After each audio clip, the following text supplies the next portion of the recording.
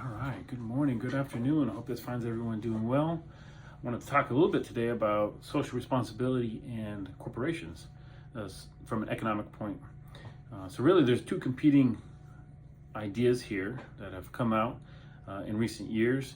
One a little bit older, the profit maximization model, that is made popular by Milton Friedman in the 70s, 80s time frame. But his idea is that, hey, corporations exist. They exist to make money for the organization, for the owners, for the participants.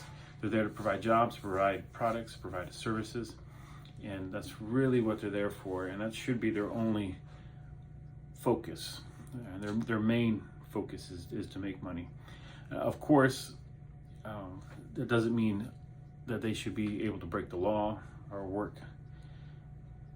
outside of the regulations, outside of rules, outside of some norms. So there are some restrictions. You're not saying that you can just do whatever you want, but rather you have to follow the rules, the law, pay your taxes, so forth and such. But at the end of the day, the number one priority is to make money. Why is that important? Well, number one, you can't pour from empty buckets. So that's an idea that I've heard expressed regarding this, is that, hey, it's good to want to do all these things, but that is not the main focus of a business. The focus should be to make this product, to provide the service, to make the money.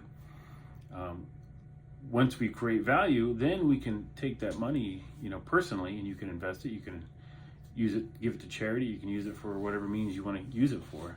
But without someone to make that money, to make the value, by creating, a product, then there's really nothing to give from, so to speak. Another complaint or another area that I've heard when talking about profit maximization is that, it's really not the business's role to make rules. That's the government's role to make laws, to make rules that govern businesses.